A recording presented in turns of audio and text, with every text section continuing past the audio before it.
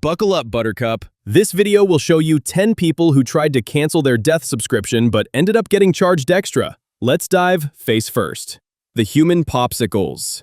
Alright, starting off at number 10 is the plan for rich people who've watched way too much sci-fi. Cryonics. Deep in the Arizona desert, there's a facility run by a company called Alcor Life Extension Foundation, where over 200 people are currently chilling in massive tanks of liquid nitrogen at -320 degrees Fahrenheit. The process? Right after legal death, they replace your blood with cryoprotectants to prevent ice crystals from shredding your cells, then dunk you in the deep freeze. Full body suspension will set you back about $200,000, while if you're on a budget, you can pay $80,000 to have just your head preserved instead. It's the ultimate just-the-tip package. Their client list reads like a bizarre hall of fame. Baseball legend Ted Williams is one of the frozen chosen. His head was frozen back in 2002 and is stored next to Bitcoin pioneer Hal Finney. It's like the world's weirdest VIP lounge. A high-tech facility, a promise of a second life, a chance to see the future.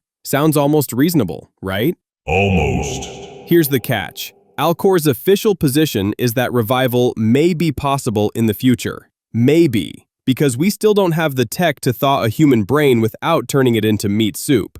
These people have all bet that future humans will be both willing and able to resurrect a bunch of optimistic ice cubes. But hey, at least they're preserved for posterity. So yes, cryonics is the sensible start to our list, because from here, the quest for immortality only melts further into madness. The beauty routine. At number 9, we enter the world of Silicon Valley billionaires who've decided death is just another problem that money can solve. Meet Brian Johnson, a 47-year-old tech CEO who spends $2 million per year. That's $5,500 per day trying to age backwards through something he calls Project Blueprint. His daily routine makes a Swiss watch look lazy. He wakes up at 4:30 a.m. for a blast of a 10,000 lux light therapy to reset his circadian rhythm, chugs over 100 supplements daily, exercises for an hour, eats exactly 1,977 calories per day, and does breathwork so intense it could vacuum seal a mattress. He proudly calls himself the most measured human in history. His team keeps track of everything: heart rate, sleep cycles, blood work, liver fat, earwax viscosity, and his bowel movements are rated like Michelin restaurants. The man even flew to a sketchy Caribbean island and paid $25,000 for an injection that supposedly boosts muscle and reduces inflammation so he can become, and I quote, more genetically shredded. Brian now claims he's aging slower than a normal human, so he celebrates his birthday only once every 19 months. So after spending a fortune in all this hassle, he probably looks like a teenager now, right? Wrong. Most people agree he looks worse, almost permanently tired, like a well-restored Victorian ghost who's really into CrossFit. Brian, millions of dollars to look like you need a nap? But hey, his biomarkers are allegedly amazing, so he's got that going for him. Talk about the most expensive midlife crisis ever. The Blood Boys. For number 8, we're sticking to Silicon Valley, where tech moguls this time went full Dracula mode.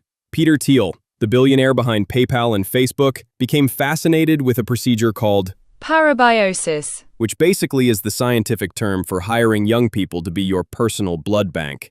The idea was inspired by studies made on mice, where old rodents got healthier when surgically connected to young ones.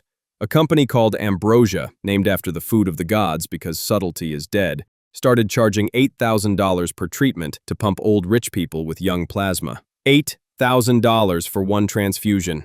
Just show up, roll up your sleeve, and let Chad the college freshman infuse you with youth juice. HBO's TV series Silicon Valley literally made an episode about this where a tech billionaire has his own blood boy following him around, ready to donate on demand. The blood boy gets progressively weaker while the rich guy gets energized. It was basically a documentary. The trend became so popular that the FDA had to step in with an official statement and slammed the brakes in 2019, with the warning that these treatments had no proven clinical benefit and could cause infections, allergic reactions, or worse. Is it just a coincidence, or there's a connection between being extremely rich and also a bit crazy? Probably. But at least they were using volunteers. In Soviet Russia, one scientist had a very different approach to blood swapping. The Bogdanov Experiments. Number 7 brings us to Soviet Russia in the 1920s. Meet Alexander Bogdanov, scientist, philosopher, and sci-fi author. He was obsessed with cheating death with what he called physiological collectivism. The idea was simple, but overly optimistic. If two people swap blood, they share each other's strengths. Young blood would make you younger, healthy blood would make you healthier, and everyone would benefit from this biological communist utopia. His dream was a society where everyone shared blood to achieve collective immortality. Bogdanov founded the world's first blood transfusion institute, where he performed 11 blood transfusions on himself using various volunteers. After each swap, he claimed his eyesight improved, his balding stopped, and he was basically becoming younger. His wife joined the blood buffet, and together they became the world's first vampire power couple. Convinced they were cracking the code of eternal life, then came transfusion number 12. Bogdanov inadvertently decided to exchange blood with a student who had both tuberculosis and malaria. Terrible idea. The result? The student made a complete recovery, while Bogdanov was dead within days. In trying to achieve collective health, he gave his life force to cure someone else while dying from their diseases. Without proper screening and sterile techniques, this wasn't a wellness hack. It was a Russian roulette with extra steps. Bogdanov pioneered a life-saving science that paved the way for modern, safe transfusion protocols. All right, quick sanity check. Everyone good? Everyone still here? For now! Great. Everything we've covered so far is the almost reasonable stuff. The next few are going to make cryonics look like a good retirement plan. The shiny cocktail. At number 6, we meet Diane de Poitiers, the mistress of French King Henry II, who took the phrase, "worth your weight in gold," way too literally. In the 16th century France, pale white skin was the ultimate beauty standard. So Diane, the ultimate Renaissance influencer, decided the best way to achieve this look was to drink actual liquid gold every single day. This wasn't some fancy champagne with gold flakes floating in it. We're talking gold chloride mixed with diethyl ether, an old-school cocktail that 16th century alchemists sold to the wealthy as a way to preserve their youth. And you know what? It actually worked as advertised. She became famous for her porcelain-white complexion that made her look decades younger than her actual age. So, looks like Diane found a working elixir of immortality, right? Wrong. Here is the catch. That porcelain skin was gold-induced anemia slowly killing her from the inside. But hey, at least she looked fabulous. When French forensic experts dug up her body in 2008, they discovered her hair contained 500 times the normal level of gold. 500 times. She was basically a walking, talking piece of jewelry. You could have melted her down and made a decent pair of earrings. But she definitely achieved a sort of immortality, just not the kind she was hoping for. Nothing says eternal legacy like being remembered as the lady who drank herself to death with precious metals. The Immortality Pills. Number 5 takes us to ancient China, where Emperor Qin Shi Huang was so paranoid of death that he literally made it illegal to mention the word in his presence. D-word. Banned. This was China's first emperor, the guy who built the Terracotta Army, unified the entire country, and built the Great Wall. Impressive resume. But apparently, conquering an entire nation wasn't enough. He wanted to conquer death itself. He spent his later years frantically searching for the elixir of life, sending every scholar, alchemist, and magician in the empire on a desperate quest to find a solution. The solution came in the form of mercury-based pills that ancient Chinese alchemists promised would make him immortal. These court physicians convinced him that because mercury flows like water but behaves like metal, it must contain the secret to eternal life. Bad idea. Now, here's the thing about mercury. It's basically liquid poison. It's so toxic that it destroys your nervous system, causes insanity, and kills you slowly and painfully. At age 49, which was actually pretty good for the time, Qin Shi Huang died from chronic mercury poisoning after years of consuming his Immortality Pills. His tomb, which has never been opened, allegedly contains rivers of liquid mercury designed to flow like real waterways throughout his underground empire. Modern soil tests around the tomb show mercury levels 100 times higher than normal. The man who was terrified of death is now surrounded by enough poison to kill anyone who tries to visit him. Talk about the ultimate do not disturb sign. The Vampire Spa. At number 4, we dive into one of history's darkest legends, Hungarian Countess Elizabeth Bathory, who allegedly bathed in the blood of young women to maintain her youth. But here's where this story gets really interesting. This might be one of history's greatest character assassination. The legend claims that she discovered this secret after striking a servant and noticing her skin looked younger where the blood had splashed. From that moment, she supposedly had over 600 young women killed and turned her castle into a medieval blood spa.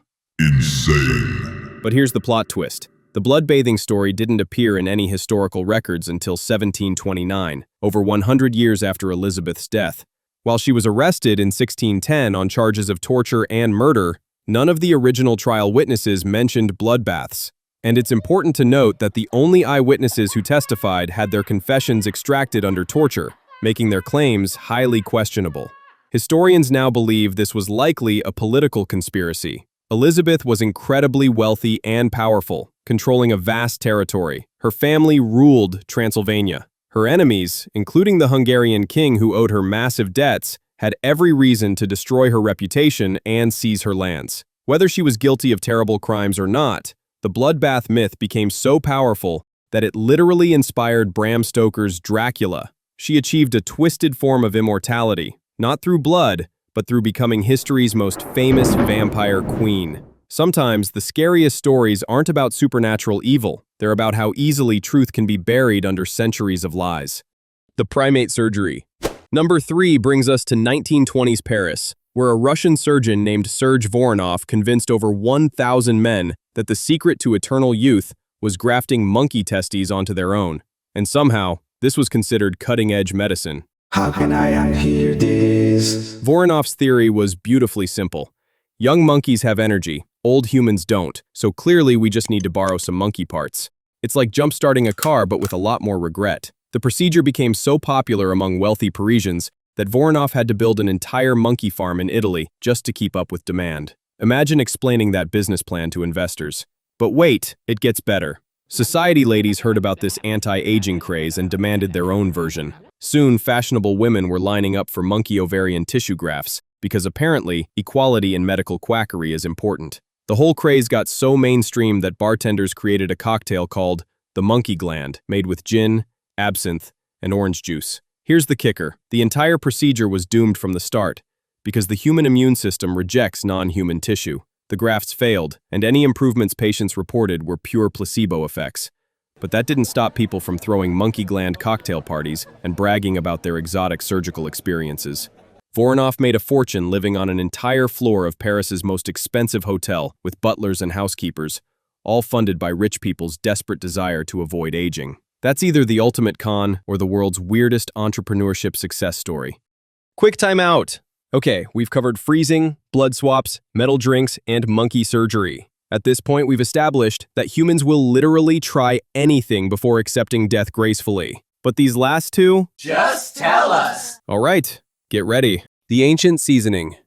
Coming in at number 2, we reach one of the most disturbing entries on our list. Medieval Europeans literally ate mummies. Not metaphorically, not symbolically. They ground up ancient Egyptian corpses and consumed them like the world's most expensive protein powder. This practice was called mumia, and it was sold as legitimate medicine in apothecaries across Europe between the 12th and 17th century. It all started with a translation error so epic it launched centuries of medical cannibalism. Arabic physicians had recommended mumia, which meant bitumen, a natural tar-like substance, for healing wounds. But when European scholars translated these texts, they confused mumia with mummy. Oh no! The logic, if we can call it that, was that mummies had been so perfectly preserved that eating them would transfer their longevity to you. People would literally sprinkle mummy powder on their morning porridge, thinking it was the key to eternal life. Let that sink in. The tragic irony here is almost poetic. Ancient Egyptians spent decades perfecting the art of mummification, carefully preserving bodies with sacred rituals and expensive materials, believing they were preparing these people for eternal life in the afterworld. Then some medieval guy comes along 2,000 years later and goes, "This looks delicious." The demand got so high that body snatchers started raiding Egyptian tombs just to supply European dinner tables. Imagine being a pharaoh, spending your entire reign preparing for immortality, only to end up as seasoning for someone's medieval stew. The Immortal baby cult. And here we are at number 1, the absolute peak of human delusion. A cult leader who decided to create an immortal human being by raising a baby in a bubble of pure positivity. In 1939, James Schaeffer, who called himself the Messenger and founder of the Royal Fraternity of Master Metaphysicians, yes, that was a real thing, had what he thought was a brilliant idea. He would convince some parents to let him raise their baby and make her immortal by never letting her hear anything negative.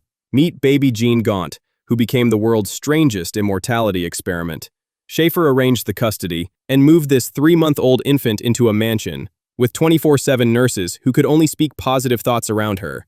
Jean would never hear the word death, never witness illness, and never experience negative emotions. The baby was put on something called the Eternity Diet, strictly vegetarian, no spices, no flavor, just pure immortal blandness. The cult members genuinely believed that if Jean grew up without knowing death existed, she would be immune to it. Schaefer proclaimed she would become their eternal leader, guiding the organization for centuries while never aging. He even gave interviews claiming this was the most scientifically sound approach to achieving immortality, because apparently a 3-month-old's brain was like a blank hard drive waiting to be programmed with immortality software. Okay, sure. After 15 months of this madness, Jean's mother sued to get her baby back. The first thing baby Jean did when returned to normal life? Ate prunes, which was a forbidden food on the immortality diet. The Immortality Experiment officially failed. Schaefer was convicted of grand larceny and spent 5 years in prison. And there you have it, 10 of the most spectacularly terrible immortality hacks in history. So what have we learned today? Who knows? If anything, we've always been a little scared of our fate, and maybe instead of chasing immortality, it's better to spend our time well and enjoy life with the people we love. Maybe mortality isn't just a flaw in the system, but what makes life spicy and worth living. I'm Gigi, this is Giga Curious, and if you enjoyed our descent into madness, drop your best or worst longevity tip below. And until next time, stay healthy, live life to the fullest, and don't drink mercury. Hey, you might like this video too.